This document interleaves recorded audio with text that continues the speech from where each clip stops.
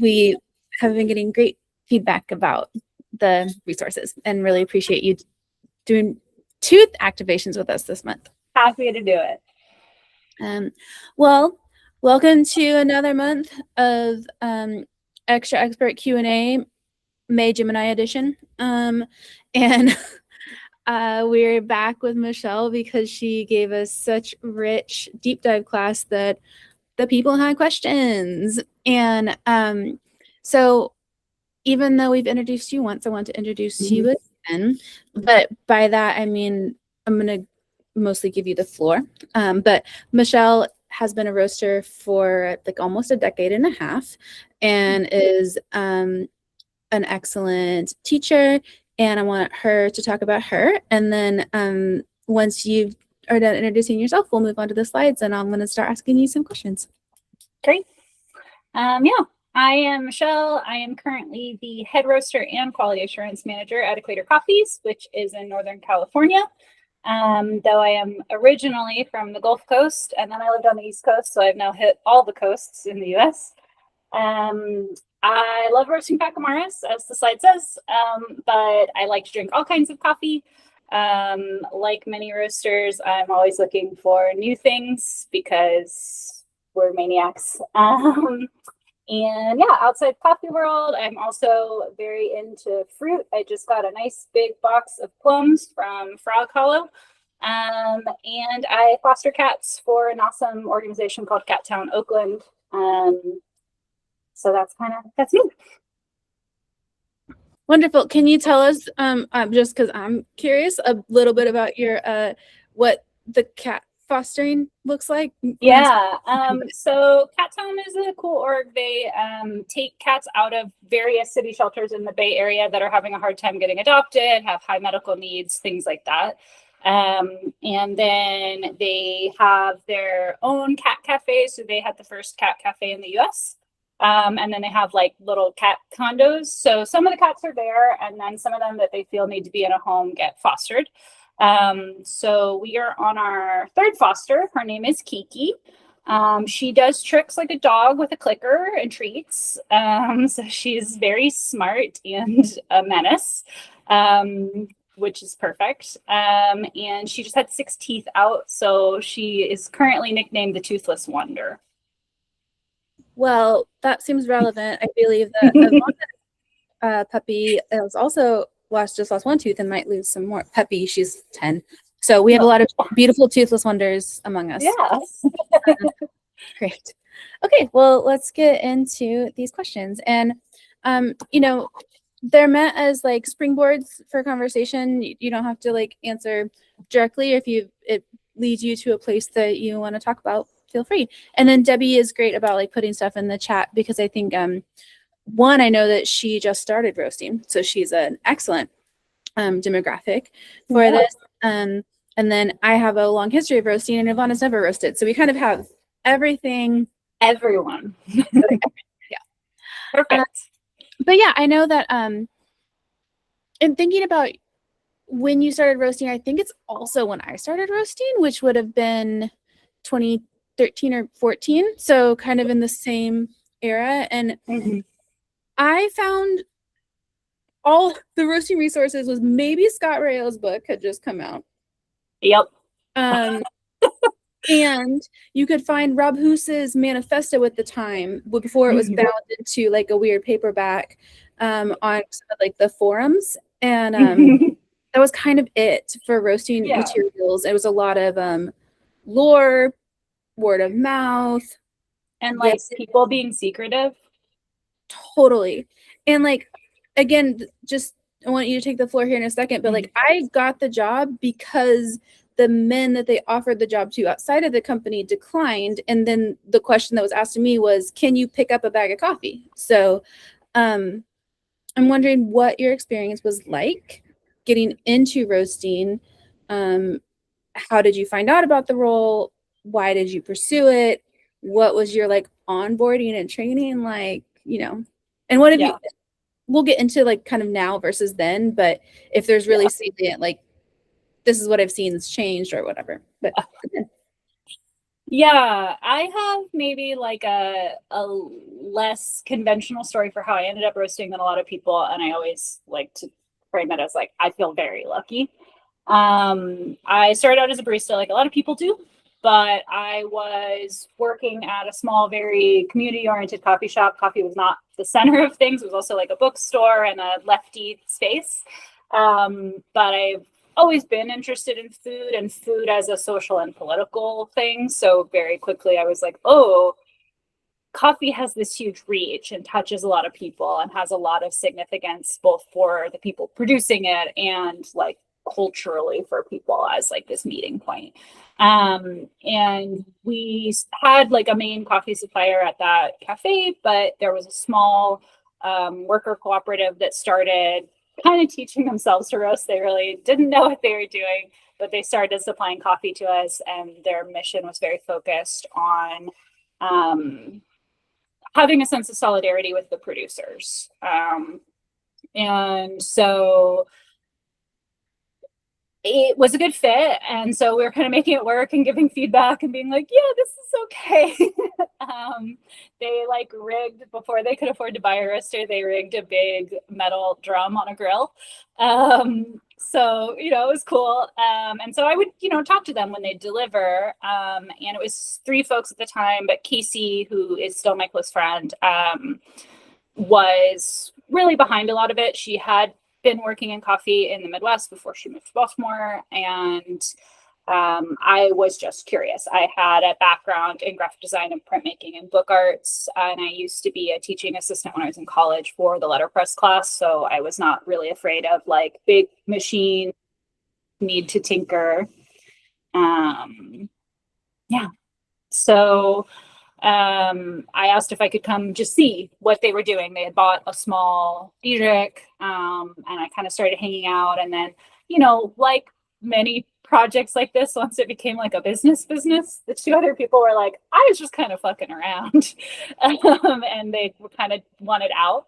And I was like, I like this. I'm into this. So yeah, Casey taught me what she knew, and we were figuring out a lot of it ourselves, which in some ways is a great way to learn. It was a lot of trial and error and cupping and trying to find resources, which, yeah, like you mentioned, didn't really exist in the same way they do now at that time. It really is remarkable how much has changed in the past decade plus in terms of like the attitude towards sharing what you know. People used to be very secretive about it, and sometimes people still are, but that's shifted a lot. Eventually we kind of made enough money that we paid some friends who had roasting backgrounds to like come do kind of consulting training with us. Like, you know, if you've roasted, you know that roaster manufacturers tell you that you don't really need to do maintenance, which is not true. So it was really great to be like, oh, this person is going to come like show us how to actually do maintenance on this machine so we don't have a fire. So I feel lucky in that I was learning from a woman, and not getting as much of that attitude that a lot of people get. But when I hit a point where I was like, I really want to learn more, there was still not a lot of information available. And I was also ready to leave Baltimore. I started looking for jobs. And when I started at Equator, I was the only person who was not a straight man on the team. And in fact, in the production team too, like the warehouse had women up front. There are a lot of women in this company. It is a company started and owned by a lesbian couple, but the dynamic was still that. And I think I found it hard at first, even though people were like super nice to me. All the dudes in production wanted to talk about playing Call of Duty on Xbox every day. And I was like, I have nothing for this. We can talk about Mario Kart if you guys play Mario Kart, but like, I got nothing for like Call of Duty convo.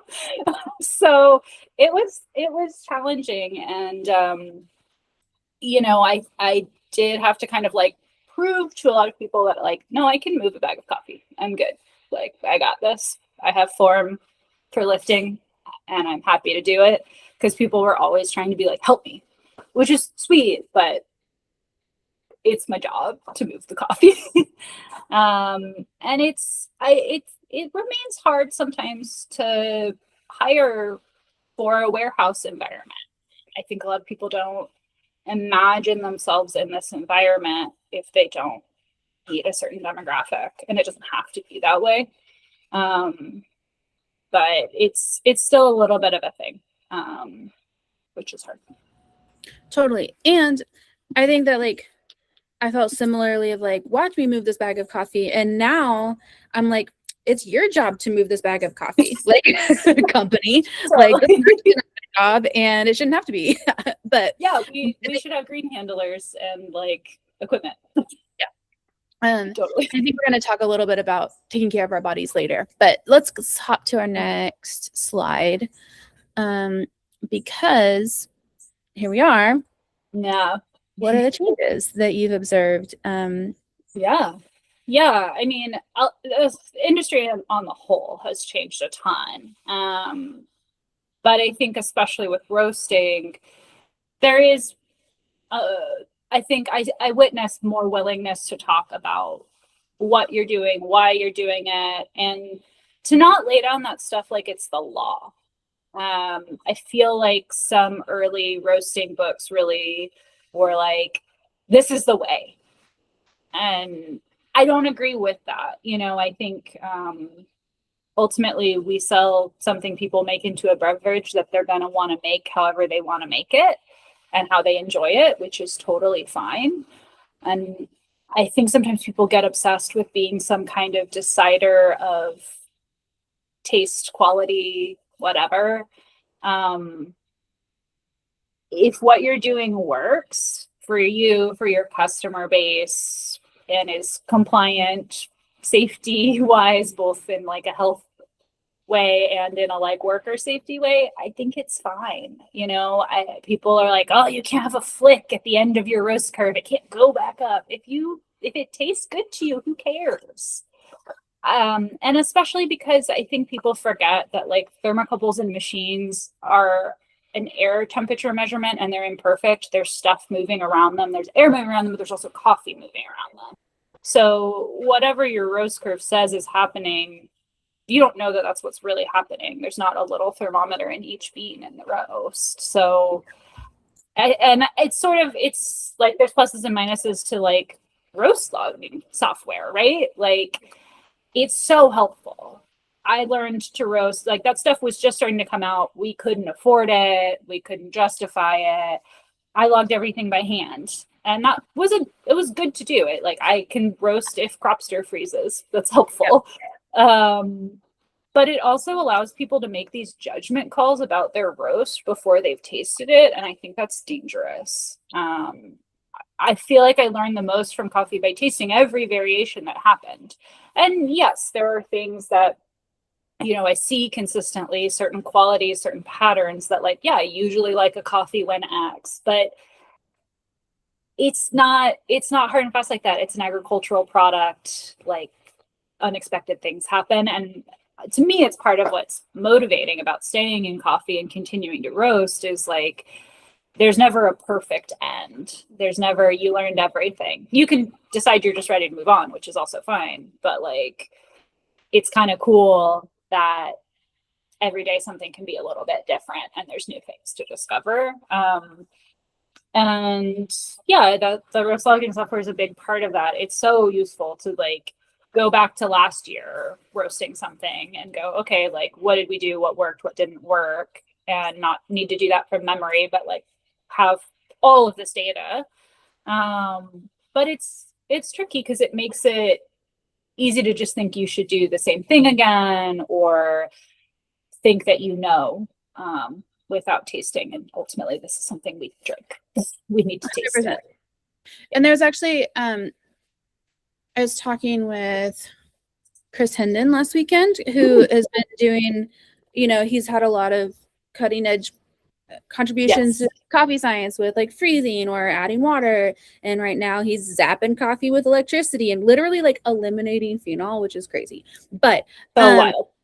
That something that came up was how we roast now is for the equipment that was created when coffee started, right? So like now Mhm. there's all of these like modern burrs and these screens and like all this espresso equipment, and but we're roasting for an Yeah. old way, right? And so then there's like Even the roasting machines yeah, do yeah, totally different things than they used to. yeah, and so it's like, you know, it there's yeah, it's never ending, like kind of the possibilities and variabilities, but big ups. We raise the bar indoors cupping your coffee. We Yes. raise the bar indoors quality control. Yes. And like, yeah, never getting complacent about it, Yeah. you And know? I don't know if it's the same in a less kind of temperature swingy place where you've done all your roasting. But my roasting history has been in Oklahoma where I am now, and it gets like my roast room would get up to over like 100, in the summer, Yeah. but also, like super cold. And in Boston, we have huge swings to the point where they actually change our gas mix twice a Oh year my gosh. Yeah. because of winter. And so Totally. we never know when that's going to be until we would see the roasting. And so it's like, there's like a lot of variables. And I think actually, let's go to the next question because I think we're Yeah. going to talk about roast software too. Ooh, I love this question. Mhm.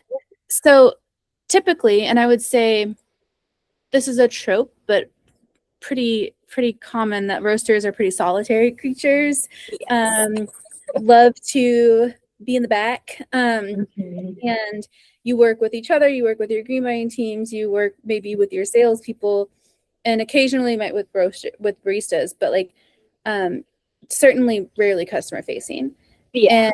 And you have to rely on either if you have a cafe or if you are just in sales or wholesale, you just get in a vacuum feedback.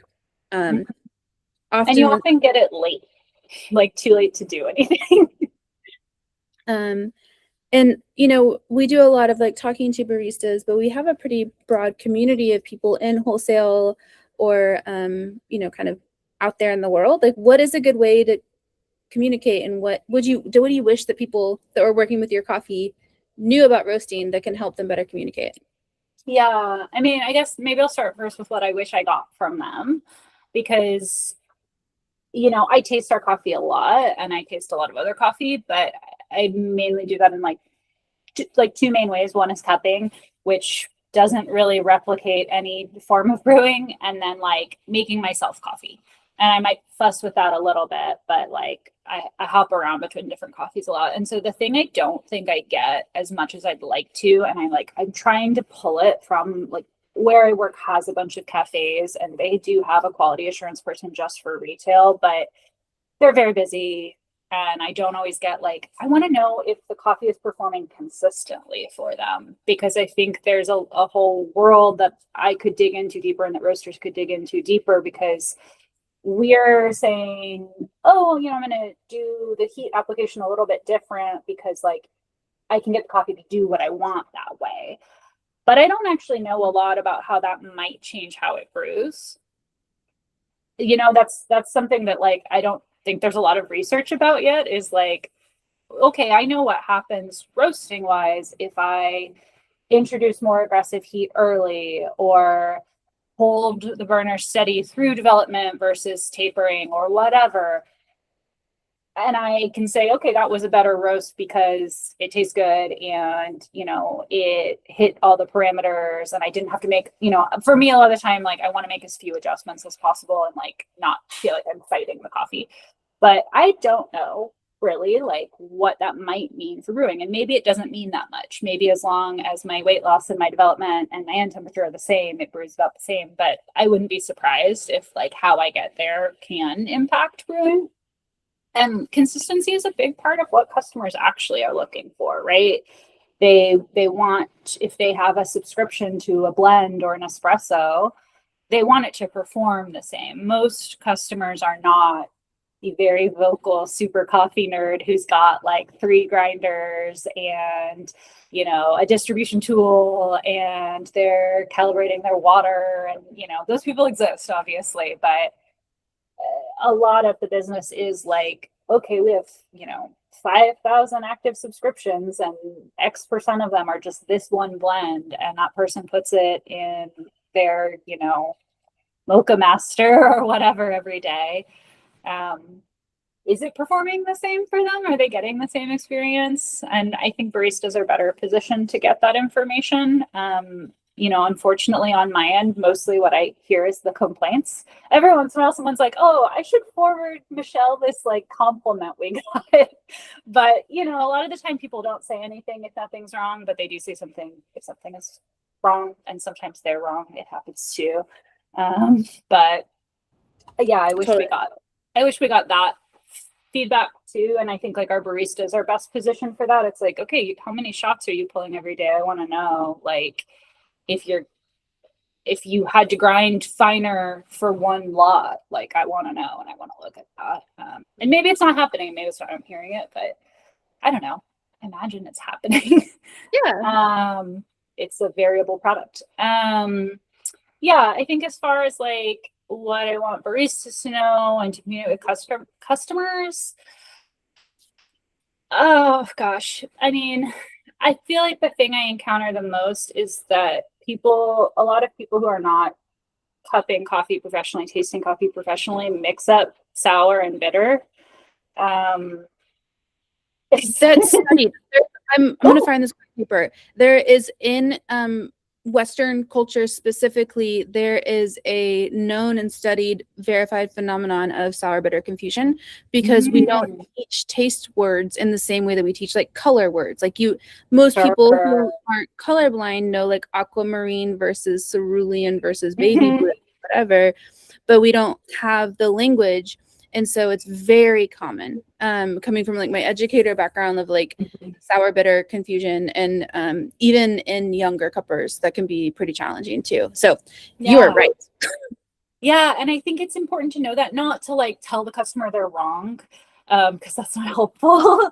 But like sometimes when people are telling me that they think something is bitter, but then the other things they're telling me indicate to me that they want a darker roast, I'm like, I don't think the problem you're having with this coffee is that it's bitter. I think you're perceiving it as sour because you don't like a citrusy roast, but you don't have the language for it. And I think like, someone who was a barista, like, and I felt an important part of my job was like somebody was trying to buy coffee, like finding them the coffee they wanted. It's not exactly a roasting thing, I guess, but it is something I think about a lot. And it's something I encounter a lot when we're working with new wholesale accounts, if we're developing like a custom coffee for them. I still remember this person being like, I don't want anything fruity. And then like the thing they picked was like 40% Ethiopia natural. And I was like, I don't know what word you're thinking of that you think is fruity, but you clearly do want fruity. But okay. Yeah, you'd have to kind of become a master detective, like as whoever the in-between point is. And I think we'll talk about blends here in a minute because I have questions and thoughts. And I'm so curious to know yours. But I want to back up a little bit because you pointed to something that I think is pretty overlooked, is that cupping is something we do. It's not something customers do. And yet we do all of our quality control and our own self-evaluation around the cupping table. And I actually think that's a poor tool. And it's something that I've kind of argued a lot about in my experience. And I guess at George Howell, we would always brew on a Bonavita 6-cup. Like that was my like roasting QC. I had a whole row of them, and we would do that, and we would cup for green vine, we would cup for consistency, but then for like brewing feedback we would do that a lot, and people thought it was weird, right? And I'm like, well, our customers aren't cupping, right? And I'm curious, like and I guess I'm trying to tie together two different things and then hear kind of your thoughts, or if you have different experiences with, because usually head roasters are quite involved in quality control, or there's like a strong discord, or they're the same discourse, or they're the same person, depending on the company. And what you said was we're not sure if we apply this heat development, if this thing actually changes when it's brewing. Like maybe we can taste right off roast that it has like slightly more this or slightly more that. And it's interesting, but what does it mean? And then if you have thoughts about like QC or how we even like make our own roasting decisions, because I think green buying and cupping is one thing, right? And then there's this whole middle piece that's consumer facing that we don't use consumer tools to evaluate. So it's a little bit of a sidebar, but I wanted to That's great. Yeah, I do. And I think, I think there's a world of like what I imagine as possible best practices and then like what I think is often possible for folks.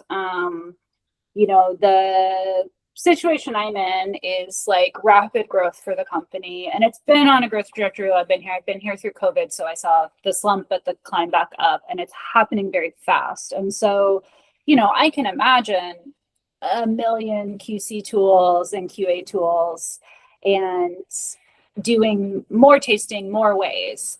And I also can be like, that's not realistic for me at this time. It might be something we could build towards, but like Equator has a really big menu, notoriously.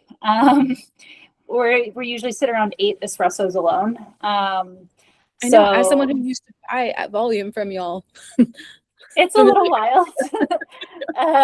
And so, we're actually maybe better on the espressos because I can just say like, okay, I have onboarded my team. When they hit a certain level, we have like a tiers program for the roasters that they move through and learn new things. And, when they hit a certain point, like espresso is part of that. And I can schedule them time in the lab, and I can even, as they're learning, dedicate them to one coffee and be like, you're going to own this coffee, and we're going to taste it, and we're going to take notes and say like, what ratio worked today to make it taste like, if it's Jaguar espresso, does it taste like Jaguar espresso? And that's hard for someone to learn. They have to calibrate to that. Like, it really takes a long time. But, yes, of course, there's variation if like somebody is using a rocket at home or something. But I can just say, we're using our lab with the water that Marin has, which conveniently is like in a really nice place for coffee. And we have filters and we have a schedule for changing them. That's sort of easier. But the world of pour over where there's many more variables, even batch brew, it's like, okay, well, did this wholesale account have the same number of pulses programmed? I don't know, hopefully. But it gets big. And certain coffees, like, changes to Equator blend, it's namesake coffee. It's the thing we roast the most of. We're going to taste batch brew. But roasters are guilty of being mostly light roast drinkers, I've noticed. And so like they make a million air pots, and it's always like, here's a whole air pot of $45 a pound Gesha. And I'm like, okay, well, no one else is doing this but us, because it's just for you guys to drink. And that's hard. I do think, we should be batch brewing coffees that we're selling to people to batch brew. And, if we make a meaningful change, if I'm like, we're going to redo this blend, then we do bench test it that way. But I'm not like every day of the week doing here's one of our coffees and here it is batch brewed at, even like we have 2 settings on the FETCO at the roastery. Like we should do both. We should make sure they match. Like, I wish I had like a team of like 6 people, because I think that's what it would take to do it. I think it does. And I feel like if we don't go to the next slide, I'm going to take us on a QC rabbit hole, because gosh, do I it's love like our nerd space. Yes. And we have other people here. So let's move on. Because I think it might be talking about blends on our next. Oh, no. Well, I guess it kind of goes into what we're talking about. Like, we've covered some of this, and cupping is important, and we've talked a bit about like why and how, and that there is data. And you mentioned you use Cropster. Do you use Cropster Cup? Do you use Google Sheets? Do you use? I use Cropster Cup primarily. We do have a couple projects we'll do in Sheets instead. So we do a shelf stability test for all of our grocery stuff. That's the only stuff that gets dated with a best by date, not just the roast date. I think I forgot to clarify earlier. That sounds more like QA than QC. Do you think that you could explain the difference real quick? Sure. I always get them mixed up. On the spot. No, it's fine. So if I'm remembering correctly, and you can correct me, quality control is like us being reactive to something that happened. So maybe somebody is doing a roast and they're like, this looks weird, or this didn't hit the parameter. We need to taste it and decide what to do with it. And quality assurance is more like best practices all the time. Yeah. So I think to distill it and the way I understand it is like QA. And I learned a lot of this when I was at a large manufacturer that had to go into grocery. And we had a whole QA team that was separate from QC. And that was new for me. But it's process oriented. So it's like your CMPG, like all of your certifications that you need and that need documentation. And honestly, it's not usually sensory science people that do that. It's like logistical people, and it's aimed to prevent defects or then be able to essentially do a recall if you need to. Yeah, which is important. Hugely. And then QC is product oriented, and it's like you either detect defects or you're working to provide consistency. So it's like they have like different focuses and objectives, but yeah, it's a little bit weird because in coffee, I think oftentimes we just kind of consolidate everything into QC. Yeah, I mean, I think it's the problem of like coffee has terrible margins for almost everyone in the supply chain. And so I think a lot of companies are trying to make do with having people wear multiple hats when it 100%. Probably should be that, but the margins suck almost through the entire chain. Yeah. Well, I heard Brazil had a good harvest, so maybe next year. And actually, can we skip to the blends question and come back to this? Because I think it's like we don't even have to go to the slide. You can leave up the slide of what we'll come to. But because I think it's really closely related to the conversation we're having, Equator has a bunch of blends. I know that many people have many blends. There's even an Australian roaster, Five Senses. I think they have 300 custom blend. I'll tell you about their whole thing later, but they'll do a custom blend for any of their wholesale clients, right? And then there's some people on the complete other end of the spectrum, no blends, who has one, right? Or none. And what do you personally think of blends? And then my next question is pre or post? Mm-hmm. Yeah. I like blends, and I think like I've come on a journey with blends, right? I think it's very common in this industry as people move towards specialty, if that's not where they started. I mean, I know lots of people now are lucky to have this like entry point where specialty is just like where they get into coffee. But I think it's a common trajectory to be like, blends is the stuff that's everywhere. It lacks transparency. Like now I'm in the know, and I have a favorite variety, and I have a favorite country of origin, and I have a favorite processing, and like that's fine. I'm not trying to like diss that. I've been there, and I do have favorite varieties and favorite processing, and I'll totally buy a coffee if somebody's like, oh, it's a Mosto, like we fermented with Mosto. I'm like, oh yeah, give me the black slop. I love it. But I think blends get treated by a lot of people like they're inferior. And I don't think that's true, or it doesn't have to be true. It doesn't have to be like, this is where we throw our coffee that's not good.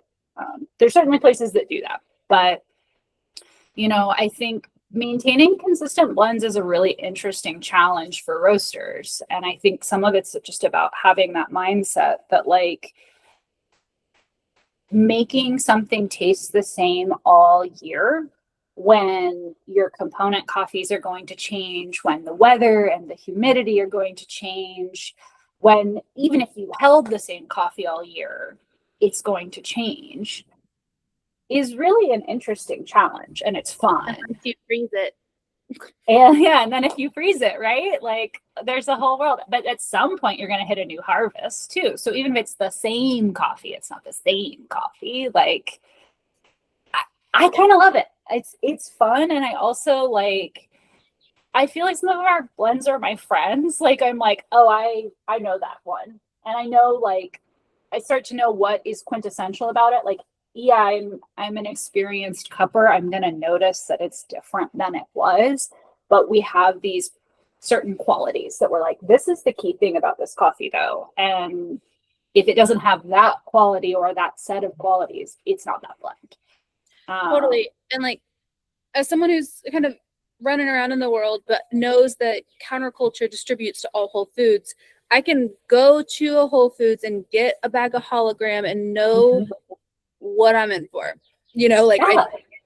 it's consistent, it's easy to use across a lot of waters. It's gonna be fruity enough to cover up the age that I probably don't want to taste, you know, like Totally. And that's not easy. Like we should respect how hard that actually is. I think that like there are people whose whole job is that kind of work, right? There are people that go to school for like chemical engineering to try to make our familiar foods feel familiar to us.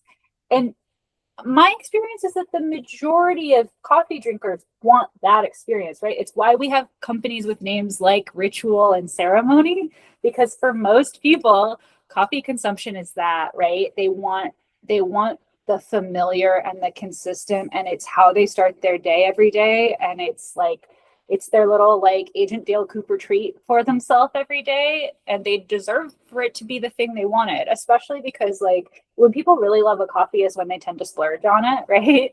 You know, they don't compromise. If they have a daily drinker that they actually love, that's not where they make a cut when they need to make a budget cut. yeah. But it has to deliver that. I might be more Pete's on your coast, but as someone who's been in Portland for a decade, I have mad respect for the Dunkin' buyers. And I've had the chance to like travel with some of them, but I've never like the way they have to plan at Dunkin' volume to have the most consistent like TDS 1.2 watery iced coffee that New Englanders are ripping year round where they don't notice a thing. That is mad skill sets for that. Totally. And when you're doing that volume, it's not like you're getting hyper consistent lots. Like it's containers and containers. There's no universe in which that is not at least 5 different varieties in that. They're not going to be perfectly mixed together. Like it's really skillful and it's important. And I think it's just it's like many things, right? It's also like how loud certain things can feel online, right? Like the coffee world has that too, where it's like, okay, well, we have like a couple people who are real loud and real vocal, and it skews our perspective of like what people are actually asking for. And like, yeah, we've got some people asking for like a new and novel coffee experience all the time, and that is important and it's part of the mix. But it's a smaller percent of the industry. Like a lot of who the specialty industry has pulled in is people that want a better coffee than it came in a tin can from the grocery store and we have no idea how old it is. But like they probably don't want your watermelon co-ferment thermal chuck, blah, blah, blah, blah, blah. Like, and that's okay. That's not what most producers can produce. We also like need to think about like what's scalable for a producer. It's not that. Yeah. And I think there's this clip being passed around on Instagram this week that made me think God, George is getting a lot of airtime this week, but Yes. it's on the brain. But I think Sandra used to tell a story when she teaches the Q about like Rio-y, and like Rio-y used to be phenol because of the port of Rio and the exports that would happen, and then it got used as this industry term for like tainted cup, and then it kind of lost its original meaning, but then had like these other implications of how people perceive Brazil as a whole because of Rio-y. And I think that blends, George told his story and experience of in the 70s was when he moved from California back to Boston and was inspired by Pete's and wanted to have a coffee shop and like start roasting. And so he found like one person that was a roaster up in New Hampshire, and he went up there, and the guy had like a Colombian, a El Salvadorian, and a Guatemalan coffee. And he's like, if you mix it this way, it's a Blue Mountain. If you mix it this way, it's a Kenyan. If you mix it this way, and that's when George was like, oh, fuck. No way. Right. And so I think blends came from snake oil salesman, Totally. it's been 50 years. And so like having an updated idea of blends, I think is cool and exciting. Yeah. I think we have some less in the weeds things to get to, but before that, I'm going to go slightly one more step into roaster weeds land. Do you at Equator or previously prefer, or even just in practice, do one or the other, pre or post roast blending, or some people do both? What do you do? Yeah. So at my first job, we did post roast blending, and it was a much smaller scale. And it made a lot of sense for us because it meant that I could, do one big batch of a Columbia and be like, great, this exists as single origin. It also exists in these 2 or 3 blends. And I'm just like calculating my percentages and blending as I need to. At Equator, we do pre-roast blending. We have the California problem of like space is very expensive, and we are like wall to wall in this warehouse putting out a shocking amount of coffee in 5,000 square feet. So I can't even imagine where we would put something to post roast blend in here. And the decision predates me being here, but there were some experiments with like Equator blend. It's our namesake coffee. It's the most volume, and there wasn't a gain for them in post roast blending, so they decided not to. And I was a little shocked when I started. I had a conception, right? It was when I started here 7.5 years ago. It was still like I felt like there was a online chatter coffee industry talk that like, oh, you've got to post roast blend, you've got to roast every bean perfectly separately. And maybe some people still feel that way. I've come around. I'm like, this works. It works for us. I don't think it works for everything. You have to be intentional about what you're blending. I don't want to pre-roast blend a Brazil and a Kenya because how they like to roast is really different. So that has to be a consideration. So when we're making decisions about, what is our next lot that's going to go in this blend, like that's a big part of my job. And it's one of the reasons that like I'm in this converging head roaster and involved in quality assurance and involved in green, because that's insight I have that like, if you're a green buyer who was never a roaster, you might not really understand. So I think it can work both ways. We do have one post roast blend, which is our half calf. Yeah, that makes sense. Yeah, I think I'll out myself. I love a post roast blend, and when I had the most control over it, I was doing one blend, and I was very exacting and precise, and I was allowed to be that. Roasters, our production roasters, I think, hated me about it, but yeah. That blend was consistent. But as someone who works in green now, that's a question that I ask a lot, and it seems very pervasive, very common. Almost everybody pre-roast blends, and because it's like it does the job that you need it to do, Yeah. Okay, we've skipped over a couple of questions. I'm gonna go back. Yes. I'm curious about this, and then there's one more kind of about like roaster, machine, or human maintenance, and I think they could go hand in hand. Point, yeah. We can also see if like Ivana or Debbie has anything to like drop in the chat, as you can like kind of take us home with the future. Yeah, totally. All right. Do we want to start with the maintenance one or the other? Yeah, let's do maintenance and then looking forward. Yeah, I think that, I guess, yeah, first of all, the people thing is big for me. And it's something that a lot of people start roasting when they're in their like 20s. It doesn't seem to as often be the place people pivot when they're a little older. And I think I've touched on this in the original talk a little bit, just that like, I wish people took better care of themselves. I wish I had taken better care of myself. Not just the like literal lifting part, but like I wish I had worn hearing protection for longer. Now I'm very into it, and I'm really pushy with my team about it. And I'm like pushing for us to like, as we grow, like just make it a requirement. Oh yes, Debbie. So I have these, which are fun. So, we have earplugs. Some people like that. I kind of don't like putting stuff directly in my ear. So I've got these fun 3M, not sponsored though. If they ever want to sponsor me, I will take like a million of these. These are fun ones. I didn't know this existed because I don't know, I'm out of touch. They're headphones too, which is great. So we have just like the 3M warehouse OSHA rated guys for the team if they want them. But now they have wireless headphone ones, including these wild ones for like if you do like lawn work, they have a solar panel in the top here, and you can like ride your your lawnmower and it'll charge while you're going. It's very cool. I got really into this recently. But I love these because it's like enough hearing protection that I think they're called work tunes or something like that. You know, there's some silly name for them, but if you like look for like 3M OSHA headphone, you'll find them. And they do have like earbud and style type ones, but I feel like this is like secure, easy to deal with, can't drop into your cooling tray. But yeah, it's nice.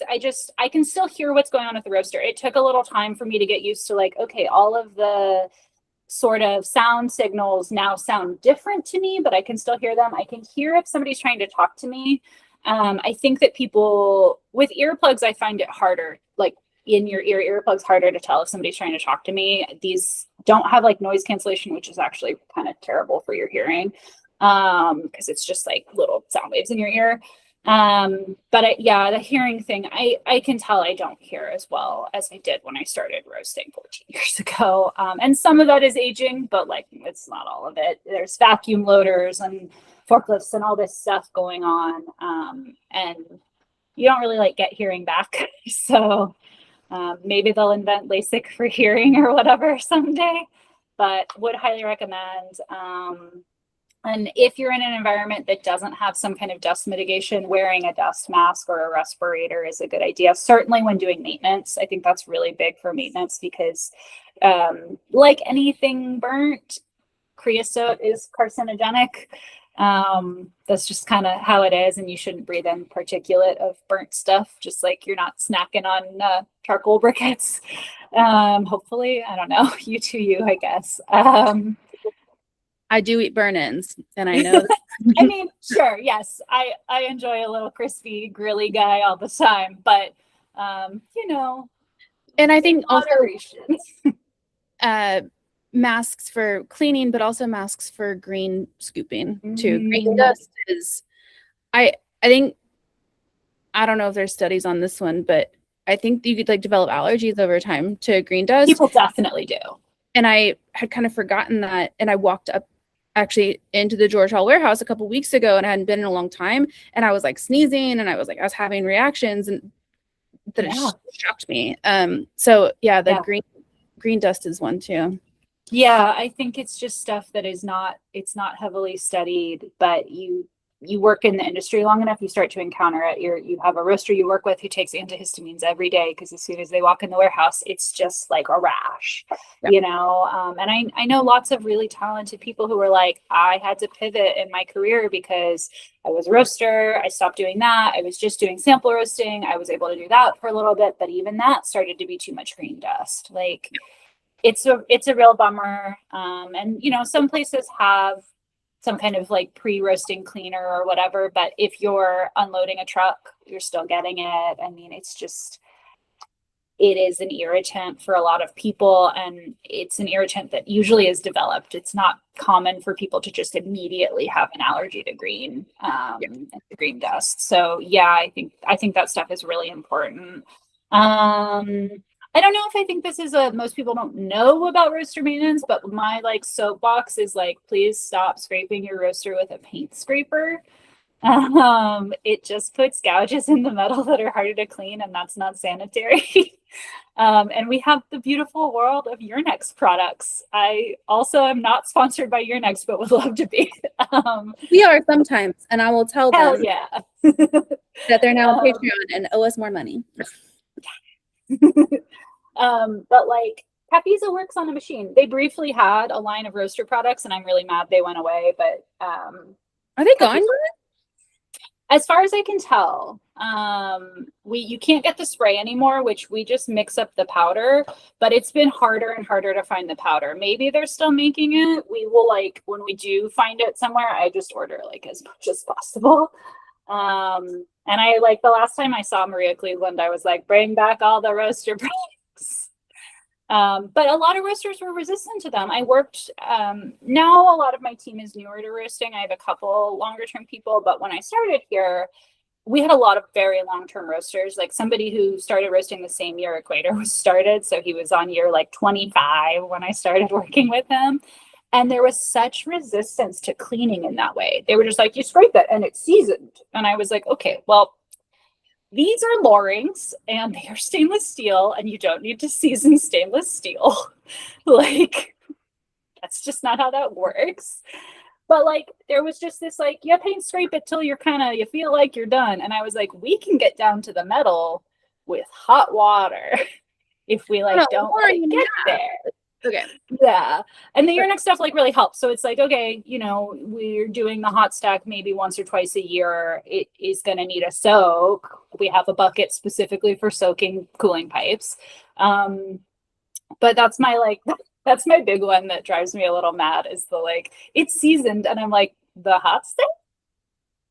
Why would that be seasoned? Yeah. Hilarious. Love that. The future. What do you think about, how do we phrase this question? Like, what are you looking forward to? That's a good one. And develop. Yeah. I mean, I guess I hope that in the future, and I think it might happen, there's such an awesome movement towards being like, what's the science though in coffee? Like Christopher's like an amazing example of that, right? We've got a couple like people doing like amazing coffee science that isn't just what used to get funded, which is like, does cold brew have less acidity? Starbucks would like to know for their bottled beverage so they can make a claim on it. Like, that's where the money came from before. So that's like what the UC Davis Coffee Center was doing. But I'm hoping that like with that movement where we actually better understand what's even happening, we also start to respect roasters differently. I think there's respect from like baristas. And I think like every coffee company's like CEO and owner knows that their roasters are valuable, but I think they still get treated like manual labor primarily. And there should be no shame in manual labor. It is manual labor and other stuff, but I don't think it's just like plug and play. You can teach anyone overnight. Like the onboarding for teaching someone to roast, and then on top of that, teaching them to roast your coffee your way and to know those coffees, how they behave, what they need to predict, how they're supposed to taste on the cupping table, and how to get there. It's a lot. And it is skilled labor. It's a trade. It's a craft. You know, it's an industry that like used to have apprenticeships. And I do think I still see it get treated like not easy. People know it's physical, but like you don't have to be smart to do it. And I don't think that's true. You know, I work with like really talented, smart, clever, resourceful people. And I want to see them get paid better. And it's an industry-wide problem. Like I look at comps, you know, and I get it. It's hard. It's hard for us to charge more for coffee. People don't want to pay more for coffee in the United States because we still see it as this like commodity that we should have as this daily drinker in endless amounts. People really, it's hard. But I'm hoping that will start to change. I think that like, it's actually something that like all of the software has helped is like, people can now really easily see how much more complicated roasting is. Someone that I take like an online Spanish class with, like watched the recording from the last session and she was like, oh my God, I don't know how you do that. And I'm like, you're a law professor. Like, you know, like she was like, it's so, you know, so much. And I was like, thanks. It's very nice of you. You know a bunch of stuff I'll never know too. Like we're all experts at our own thing. But I don't think people have that conception, right, of roasting coffee or lots of other things in this industry. But I am optimistic that we'll start to see it differently. Yeah, and I think like people don't see what's in the dark, and there's like a lot more transparency and visibility, and there's people like Kat, you know, and like Mill City, Yes. that are kind of shining lights into previously like literally back of house, you know, like in the warehouse stuff. Right, especially because people were so secretive about what they did before it actually hurt them. Yeah, you know, so tired of that. We're tired of it. Put it to bed. Last question. Ivana has said, we've talked a little bit in the past about how baristas at their first couple of years, 1 to 3 years, versus half a decade, 6, 10 years, tend to show different perspectives about coffee and notice a noticeable shift in expertise. And I think about this as like the Dunning-Kruger, you know, finding Mount Stupid, and then but we're curious if you see or notice anything similar in roasters, like newer to roasting versus really long time roasters. And I think you spoke a little bit about that with like the man that you worked with versus like the team that you got. And just before I pass it over to you, I think that's a huge part of our why, right? Is we think that like every generation of copy professional has like a valuable perspective that I'm gonna ever one time had me on a panel at Expo, and it was about generational coffee knowledge. And what came out of that was like a lot of the older coffee professionals almost felt like not scared of or threatened by the youth. And then the youth felt like maybe the elders were like obsolete, or they were intimidated and unapproachable. And then there's like kind of the middle range, which I feel like a lot of us are in, where you can kind of see both. But in the worst unhealed versions of that, you can be very dismissive of everything, right? Totally. I think we've seen that across the industry, but certainly that exists in roasters. So like, what do you see in that for having such a long roasting specific career? Yeah, I mean, I see this funny thing happen a lot because a lot of my role for a while now has been to be the person training new people. And, you know, they come and go. I think where I am is a really good place for folks who want to progress their career quickly because we buy so many different coffees. So, you know, in probably the first year I worked here, I roasted, you know, double the number of different lots that I had roasted in like 5 or 6 years before that. But I watched this thing happen with a lot of them where like they are so scared, they feel like they don't know anything. Then around the 1 year mark, they get really confident and they're like, I know everything there is about roasting. I had one of them tell me, I have as much experience as all of you. I just got it faster. And I was like, cool. So here's your fun punishment for the next 3 years. Every time we get this specific coffee, you're going to roast it and you're going to realize it's different every year. Like there's some things that are the same, but like this is now your coffee to own, which was good for him. But then they like hit this, maybe it depends on person, but I'd say like 3 year mark, they're like, I don't know anything about roasting. And I'm like, you definitely know stuff about roasting, you know? And so people end up on this kind of funny spectrum, and there is like some generational combativeness that happens. But I think some of that is a personal perspective thing because like, okay, I'm still really into the fact that like coffee is always changing, right? So I just have to be like, a thing that I didn't believe in could be great and could work. And I'm choosing to like put myself in a place to be open-minded and not ever think that I know all there is to know. And I certainly have like encountered plenty of people that just think like I've hit coffee knowledge and I know stuff, right? And that's just that. And I don't think that's good for anyone, right? They become dismissive of what's new. They do get kind of out of the loop. But we should respect stuff people know also. I mean, in a way, like maybe I've just like given in to the like internet mindset and convinced myself of this, but I think Ethiopia naturals taste different than they did when I started in the industry. I feel they do. Yeah. Right. And it's like, I just have that sense memory. And so I have like a team member who's amazing and an amazing taster. And like, I've never met someone more meant to be a coffee roaster and work with green. It's like unbelievable. And I'm like, love working with this person. But like, I'm like, you know, we're cupping natural offers and pre-ships. And I'm like, yeah, it's fruitier than they have been in recent years. Like I got a little blueberry, just more like red blueberry. And he's like, well, for me, this is like the most blueberry coffee I've ever had. And I'm like, oh yeah, you might just never have blueberry Wurka. Like I had blueberry Wurka. Like it might not exist anymore. No, it does exist, but it's like very dilute because demand went up, and then there's a lot of like state border hopping, and like there's a lot of that is specific to Ethiopia, not just because of like processing and terroir, but because of geopolitical things. And but I've tasted singular cup samples that are representative of that, but it is not available as like a lot you can buy.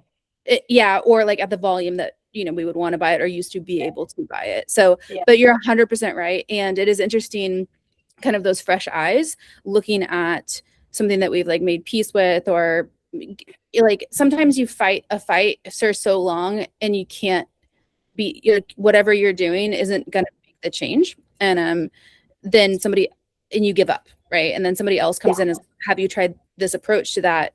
And some people want to be defensive of like, well, it didn't work when I did it. Well, get in there. It is, yeah. And I think like being a people leader has been good for me in that, because like I've had to be like, oh yeah, I have to step back and like let them try to do the thing and let them be right and then admit they're right. And for some people, maybe that comes easier than others. I think that coming up around a bunch of men in this industry made me be a little bit defensive.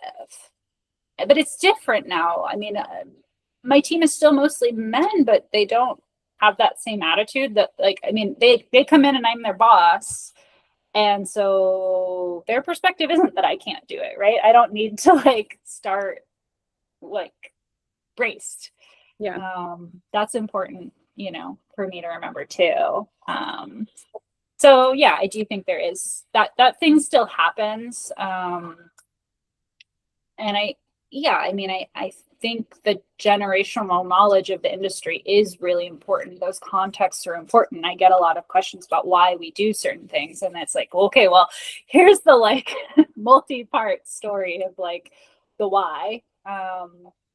But it's also great for somebody to come in and be like, what if we got a dolly so we weren't dragging bags? Whoa. Well, gosh, I feel like we could do this forever, but we've yet again run long. So do you have any projects or things you're working on, or like anything that you want to tell us about or leave us with before we hop? I mean, nothing in the super public sphere, because I am a classic roaster who does things quietly in the background besides this. But I guess I am like continuing to develop new ready to drink products, which is one of the rare ways you can get Equator everywhere. So you can look for that. We have a new morning blend that will be in all Whole Foods sometime in the fall, I think. Which if you are a person who doesn't like dark roast, will be the lighter ready to drink we have. So that's fun. Yeah, you should. Oh, yummy Equator roast, you should try. I really like our current iteration of Eye of the Tiger, which is our seasonally changing espresso. This has Papua New Guinea in it, which is one of my favorite origins when you can find a good one. It gives some real nice tropical fruit, and if it is hot where you are already, banger as an espresso tonic, which is my go-to cold drink. So yeah. Well, thank you so much. We so appreciate it. Thanks for having me. It was a pleasure. I'm sure this won't be the last of this. Awesome. Bye, everybody. Yeah. Thank you. Stop the representing.